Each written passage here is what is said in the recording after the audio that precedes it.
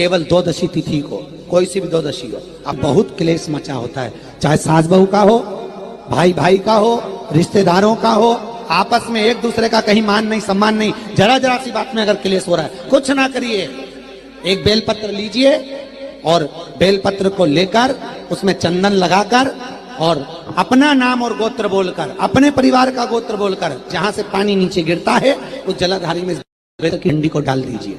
केवल द्वादशी तिथि को, कोई सी भी द्वादशी हो, अपने आप घर में शांति हो जाती।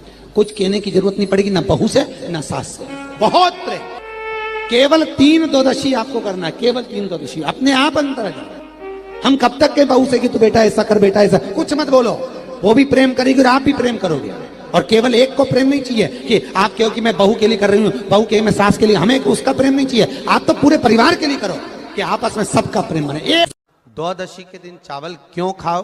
क्योंकि द्वादशी के दिन जब हम चावल का पहला गासा खाएंगे, चावल का गासा जैसे हमारे मुंह में जाएगा तो जितने जीव उस चावल में रहेंगे उसको हमारी एक दिन पहले की एकादशी का पुण्य मिल जाएगा और वो जीवों का फिर जन्म नहीं होता, वो मोक्ष पा जाते हैं। उनकी फिर कोई जन्म 84 लाख योनियों में उनका कोई जन्म का क्रम नहीं रहे।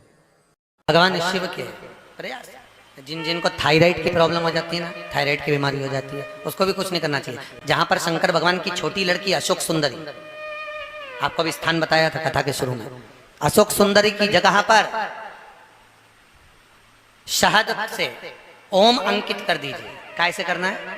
मात्र शहद से ओम अंकित कर कर भगवान शंकर के ऊपर जल चढ़ा दीजिए, नीचे एक पात्र लगा लीजिए, उसी पात्र में शहद और उस जल को, अभिषेक का जो पानी है, जल है, उसको झेल लीजिए।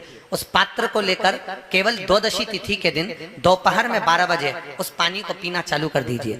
2-3 द्वादशी तिथि करिए, थायराइड की बीमारी में आराम लग जाएगा, बिल्कुल कहीं जाने की जरूरत नहीं। अशोक सुंदरी की जगह पर शहद का ओम अंकित कर देने पर भगवान शिव का स्मरण करना।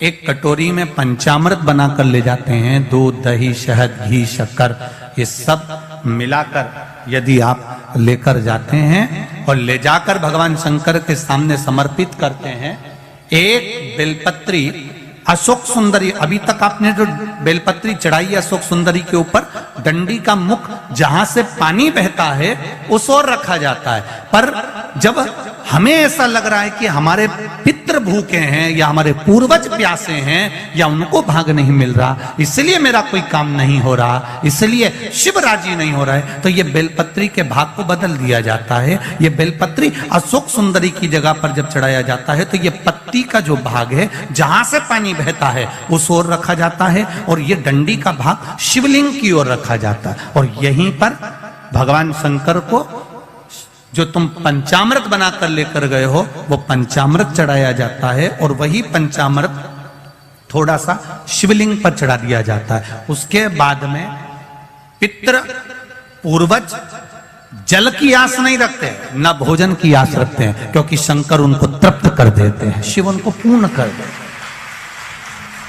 हिंदू धर्म, हमारा शास्त्र कहता है, हमारे शास्त्र, हमारे वेद डॉक्टर वर्णन करते हैं कि पीपल के पत्ते को अगर एकादशी और द्वादशी के दिन एक तांबे के पात्र में गला कर रख दिया जाए और उस पानी का आचमन 3 बार करा जाए तो जिसकी नाड़ियां चोक भी हो जाती है, डॉक्टर बोले इसका बाईपास करना पड़ेगा, उसको केवल 3 आचमन पानी एकादशी और द्वादशी को पीपल के पत्ते का कराया जाए तो अंदर की नाड़ियां भी खुल जाती हैं। पीपल के पत्ते का इतना प्रमाण हमारे विष्णु पुराण में वर्णन है।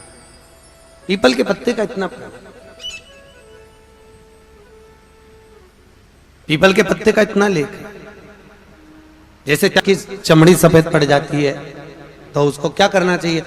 केवल हिंदू धर्म में केवल एक पीपल का वृक्ष है जिसका पराग झड़ता है और वो रात्रि को लगभग 10 बजे से 12 बजे के भीतर, 9 बजे से 12 बजे के भीतर पीपल के पेड़ के पत्ते का पानी झड़ता है। उसके नीचे एक थाली रख देना चाहिए और उस थाली में पीपल के पेड़ के नीचे रख दो और उसका पराग जब झड़ जाए वो पानी को बाल्टी में धो लो और धोने के बाद थाली को उस पानी से 15 दिन, 8 दिन, 20 दिन स्नान करिए, धीरे धीरे चर्म रोग समाप्त हो जाता है। सफेद जो चमड़ी पड़ी वो वापस अपने रंग में आना चालू हो जाती है। पत्र